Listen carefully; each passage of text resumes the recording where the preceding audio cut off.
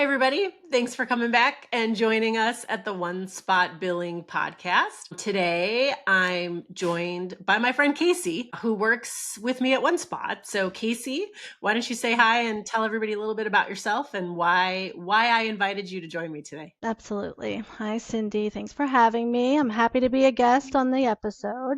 So my name's Casey Squicquero. I am the customer support manager at OneSpot, and I am a previous biller. So I have a good bit of knowledge with Medicare billing, which is going to be our topic for today. How many years have you been a billing specialist, Case? I have about 16 years total with billing optometric billing.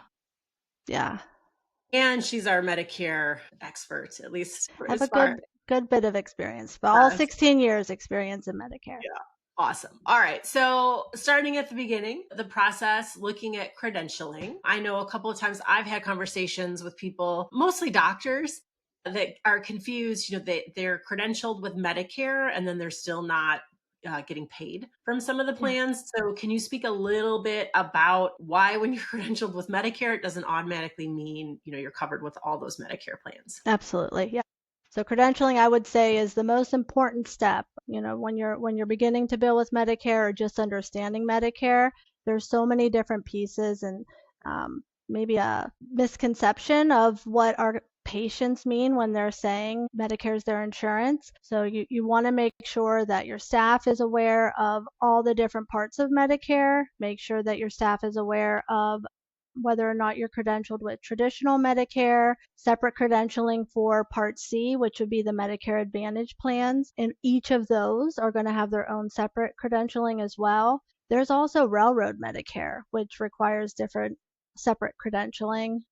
And then there's the durable medical, so your DME, which is what a lot of optometrists will bill for cataract post-op glasses, so the refractive lenses. So that also would be a separate billing or credentialing to be able to bill. So you have to get credentialed separately, individually, basically, with all of those different plans. Do you have advice on how a practice would figure out what plans to consider for the area that they're in, or how does somebody dive into that? I really think it's going to depend a little bit on maybe your patient base and your patients calling in and, what plans they're saying that they are covered under. As you, get patient intake and just taking a look at their cards and making sure that you are calling ahead and checking the eligibility to make sure that you're credentialed. And I would just say, based off of quantity or need of your patients is what I would suggest to consider credentialing for. Yeah, the front desk probably has a pretty good idea of plans that maybe they get asked about a lot that you don't have. Yeah. All right. So once they're credentialed, what's the next step? That's kind of where I know credentialing first. What comes next with thinking about being successful with Medicare? It really comes with, like I had mentioned, your staff really understanding those different plans. And I think benefit and eligibility checking is crucial. Just know that when your patients are coming in, and even when you're calling ahead of time to schedule your patients, when they are mentioning that they have Medicare, if you have a patient portal, advise them to upload a copy of their insurance card, both front and back. If the patients, when they're coming in, or when you're calling to confirm the appointments, gather all of that information then. When your patients come in, be sure to get copies of the front and back of the insurance card because that's going to have some pretty key information for billing. I think getting access to your Medicare provider portal is really an important step as well. That's going to give you further insight when you're going on and checking that patient's eligibility and putting in their Medicare number. You're going to get some information regarding whether or not they do have a Medicare Advantage plan. And that's going to give you, hopefully it's ahead of time, and that's going to give you some, time to approach them and make sure that you have that additional information from them so that you're billing the correct Medicare. Here's a silly question. The Medicare portal that you mentioned, is that a national portal or is that variant by state? It's going to vary by state and vary by your jurisdiction. There's several different Medicare contractors. There's different jurisdictions within those Medicare contractors. So if you know your Medicare contractor and you go onto their website, you'll be able to get further information on what jurisdiction you are. There are walkthrough processes on how to set up and get access to that provider portal. Sometimes it can be a little bit difficult, or a little more involved, but there are like how-to guides on your Medicare contractor's website on all the information that you're going to need ahead of time before you even start that process. You can kind of get insight to what that's going to look like.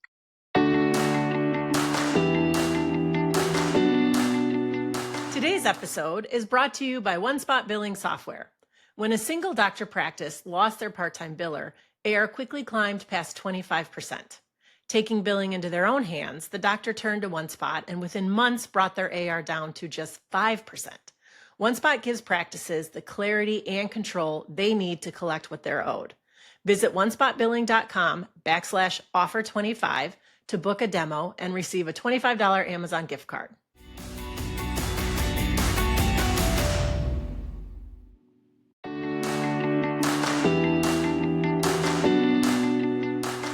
Today's episode is brought to you by OneSpot Billing Software. When a two-doctor practice suddenly lost their biller and their practice administrator went on medical leave, their AR shot up to over 30%. A new biller was doing everything she could, but couldn't make a dent. After implementing OneSpot, AR dropped to 15% in just a few months and now hovers around 5%. OneSpot Billing gives teams the clarity they need to collect what you're owed. Visit onespotbilling.com/offer25 to book a demo and receive a $25 Amazon gift card.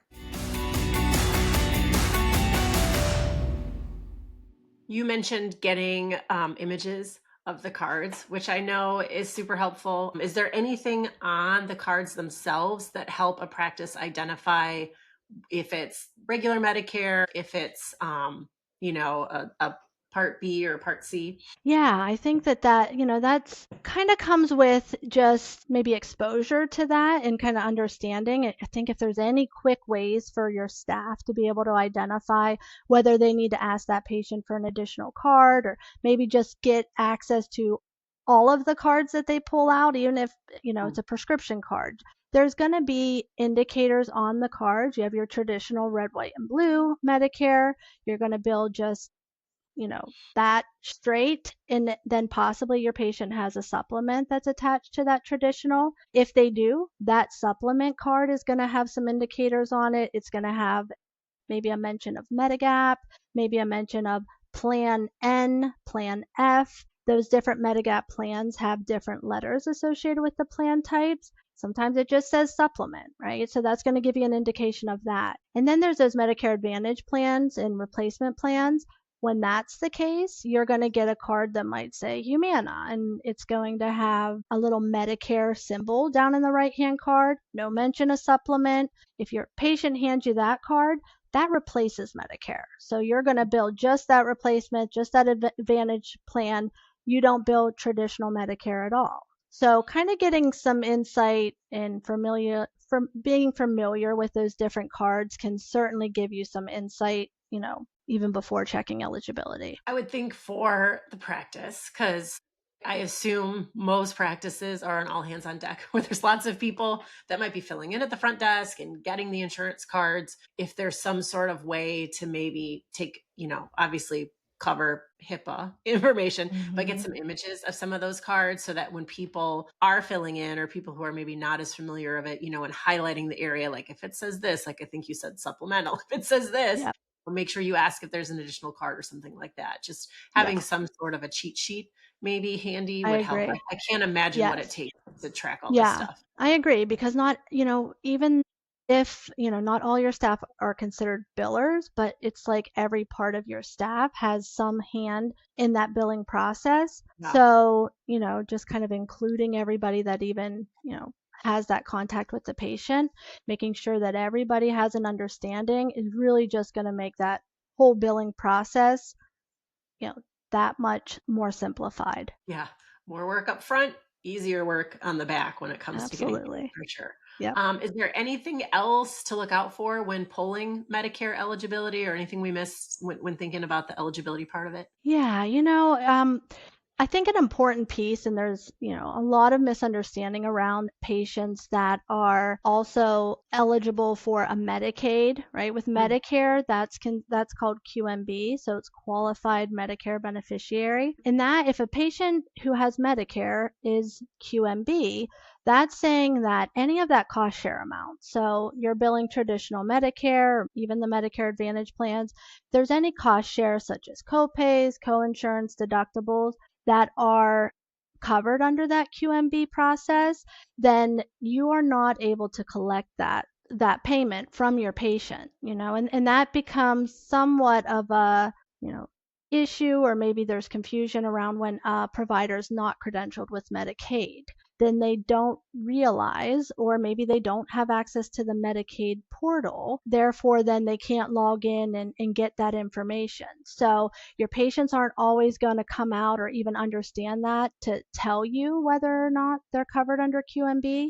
I would just say to be sure to verify on your Medicare portal, see if there's any information that you can obtain from there that'll indicate whether that patient has, a Medicaid type plan or if they're covered under QMB. Also, I would say contact your Medicaid provider, right? If you're not credentialed, you're not going to have access to the Medicaid portal, but I would just contact your Medicaid provider just to get further information.